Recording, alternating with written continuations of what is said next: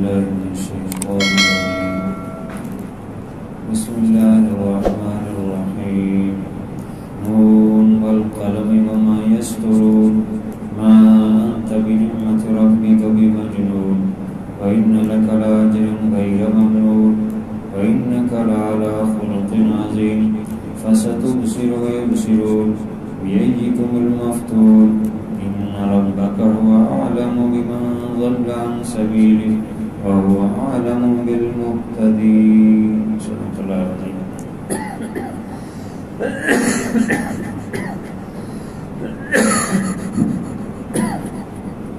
سورۃ القلم مکی سورت ہے، 2 رکوع 52 آیات 300 الفاظ 1256 حروف ہیں۔ پچھلی صورت میں 30 آیات تھی، اس میں 52 آیات ہیں۔ یہ سورہ قلم ابتدائی جو وحی کی نزول ہے اس میں اس کا نزول ہوا، یعنی پہلی وحی سورہ علق کی پہلی آیات جو 5 وہ نازل ہوئی، اور سورہ فاتحہ نازل ہوئی، اور حضرت جبرائیل نے حضور علیہ السلام کو وضو کا طریقہ بتایا۔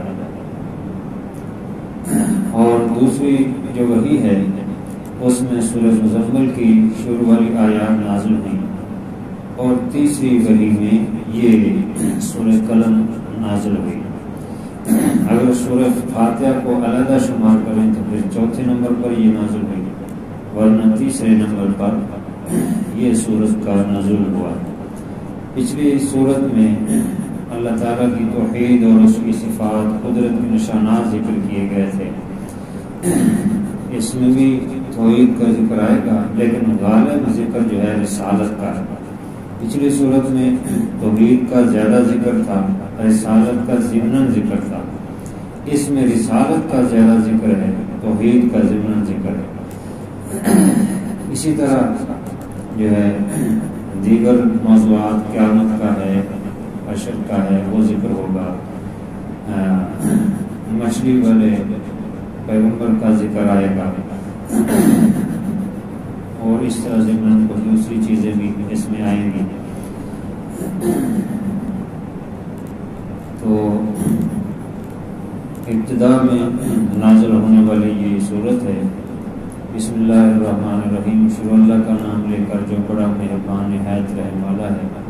نون، نون حروف مقطعات میں سے ہے، جیسے بعض صورتوں کے شروع میں الف لام ہے، یا کاف ہے، یا عین صاد ہے، اسی طرح یہاں نون ہے۔ تو نون بھی حروف مقطعات میں سے ہے، اور اس کے 2 معنی کیے گئے ہیں۔ نون سے کیا مراد ہے؟ ایک تو یہ ہے کہ نون سے مراد حضرت یونس علیہ السلام ہے، کیونکہ قرآن پاک میں دوسری جگہ ان کو نون کہا گیا، وَظَنُّونِ إِذْ ذَهَبَ مُغَاضِبًا، اور جب وہ ناراض ہو کر چلے گئے، ذنون یعنی حضرت یونس علیہ السلام کا لقب۔ تو نون سے ان کی طرف اشارہ ہے۔ اور بعضوں نے فرمایا نون سے مراد دوات ہے، دوات جو سیاہی والی دوات ہوتی ہے وہ ہے، اور ساتھ ہی قلم کا بھی چونکہ ذکر ہے تو اس سے مراد دوات ہے، واللہ عالم۔ تو فرمایا نون والقلم، قسم ہے نون کی اور قلم کی، یعنی دوات کی اور قلم کی، یہ بھی معنی بعضوں نے کیا۔ تو قلم جو ہے اس سے کون سی قلم مراد ہے؟ یہ بھی قلم مراد ہو سکتی ہے جو تقدیر کی قلم ہے، جیسے کہ اللہ تعالیٰ نے قلم کو پیدا کیا، فرمایا اکتب، لکھ دے جو کچھ ہونا ہے، جو کچھ ہوگا، جو کچھ ہو رہا ہے، سب کچھ لکھ دے۔ تو تقدیر میں سب کچھ لکھا جا چکا ہے، اس سے مراد تقدیر کی قلم۔ اور اس سے مراد جو عام لوگ لکھتے ہیں قلم کے ذریعے سے، تو وہ قلم مراد ہے جو کچھ لوگ لکھتے ہیں، کیونکہ قلم کے ذریعے سے ہی انسان سیکھتا ہے۔ اللہ تعالیٰ نے قلم کے ذریعے سے علم بالقلم، اس میں بارے میں ہے کہ اللہ تعالیٰ نے قلم کے ذریعے سے سکھایا ہے۔ تو یہ سیکھنے کا ایک ذریعہ بھی ہے۔ اس لیے یہاں اس کی قسم اٹھا کر اللہ تعالیٰ فرما رہے ہیں۔ حضور علیہ السلام پر جو اعتراضات کرتے تھے اس کے جوابات بھی اس صورت میں دیے گئے ہیں۔ تو یہاں قسم کھا کے ایک جواب دیا گیا ہے ان کے اعتراض، نون والقلم وما یسطرون، قسم نون کی اور قلم کی، وما یسطرون اور جو کچھ لکھتے ہیں قلم کے ذریعے سے، یہ اس کی قسم۔ ما انت بنعمت ربک بمجنون، آپ نہیں ہیں اپنے رب کی فضل سے مجنون۔ جو ابتدا میں جیسے میں نے عرض کیا پہلی وحی نازل ہوئی تو سورہ فاتحہ نازل ہوئی اور وضو کا طریقہ ہوتا ہے، اور دوسرے دن آپ نے نماز ادا کی، پہلی وحی کے دوسرے دن۔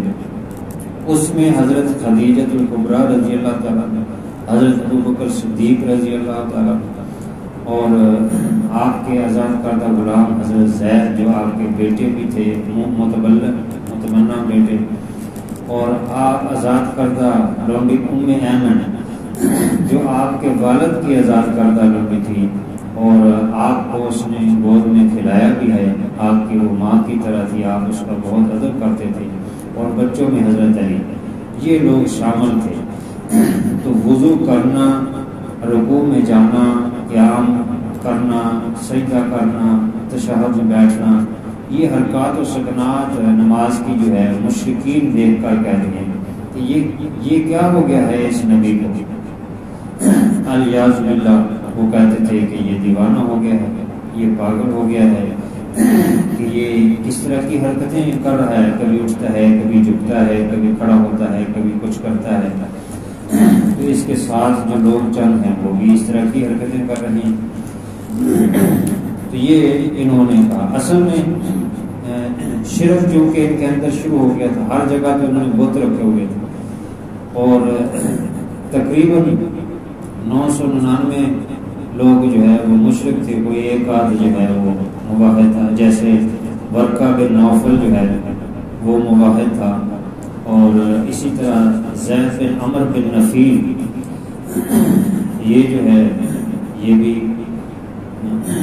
یہ نہیں مواحد تھا، یہ ایک دفعہ بیٹھا ہوا تھا بیت اللہ کے پاس، تو لوگ آ کر طواف کر رہے تھے، تو یہ اس کو برا محسوس کر رہا تھا، یہ لوگ کیوں بتوں کے سامنے جھک رہے ہیں، تو اس سے یہ بھی پتہ چل رہا ہے کہ یہ بھی شخص مواحد تھا۔ اس طرح اکا دکا لوگ تھے جو مواحد تھے، ورنہ سارے بتوں کے سامنے جھکتے تھے اور بتوں کی نظر و نیاز دیتے تھے۔ تو جب آپ صلی اللہ علیہ وسلم نے ان کو توحید کی دعوت دی اور اللہ کے سامنے جھکنے کو کہا، تو یہ الٹا جو ہے، حالانکہ آپ صلی اللہ علیہ وسلم کو یہ خود مانتے بھی تھے، لیکن اس کے باوجود جو ہے جب حق کی دعوت دی تو یہ اس طرح کر اللہ تعالیٰ نے یہ قسم کھا کے کہا کہ ما انت بنعمت ربک بمجنون، اے پیغمبر صلی اللہ علیہ وسلم آپ اپنے رب کے فضل سے مجنون نہیں، آپ دیوانے نہیں ہیں۔ وَإِنَّ لَكَ لَأَجْرًا غَيْرَ مَمْنُونٍ، اور بے شک آپ کے لیے البتہ بہت بڑا اجر ہے، غیر ممنون، جس کی کوئی انتہا نہ ہو، غیر ممنون اجر ہے، کیونکہ آپ صلی اللہ علیہ وسلم سب سے پہلے دین اسلام آپ نے جو ہے ایمان لائے، حضرت جبرائیل نے جب وحی نازل کی اور آپ نے پھر لوگوں کو دعوت دی، تو ابتدا آپ نے کی ہے دین اسلام میں، اور اب جتنے بھی ایمان والے ہیں ان سب کا اجر آپ صلی اللہ علیہ وسلم کو بھی جائے گا۔ تو کتنا قیامت تک جو ہے بے انتہا اجر جو ہے آپ کے لیے۔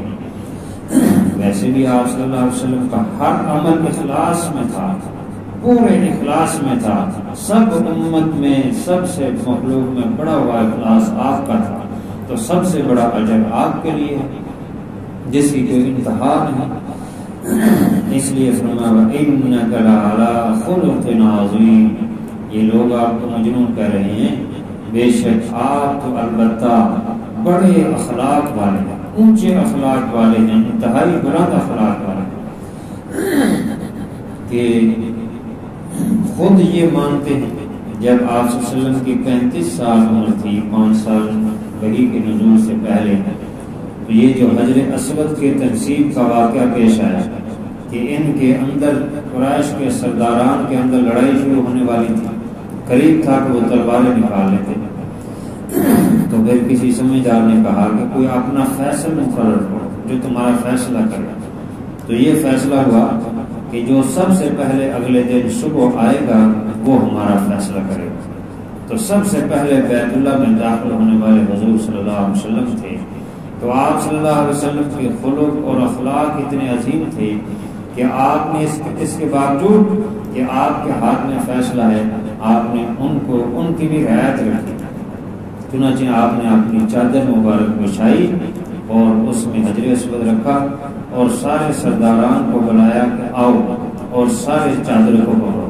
تو سب نے مل کر اٹھایا اور جہاں تنصیب کرنا تھا وہاں جا کے رکھ دیا اور آپ نے اپنے ہاتھوں مبارک سے اٹھا کر اس کو جو ہے تنصیب کر لیا.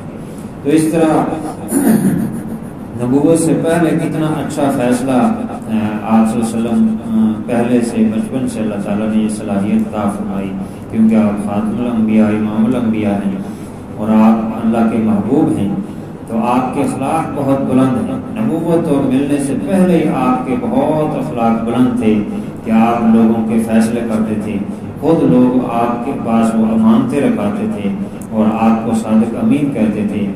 تو آپ صلی اللہ علیہ وسلم نے فرمایا، اللہ تعالیٰ نے فرمایا کہ آپ تو بہت بلند اخلاق والے ہیں کیونکہ آپ کا ہر عمل اخلاص کے ساتھ ہے. تو ایمان والوں کو بھی اخلاق جو ہے یہ انسان کو بہت اونچا پہنچا دیتا ہے، بہت اونچے درجے کا، اور بد اخلاقی انسان کو گرا دیتا ہے. تو آپ صلی اللہ علیہ وسلم کے خلق بہت عظیم ہے. دیوانہ کہنا بہت دور کی اور بہت گری ہوئی بات ہے.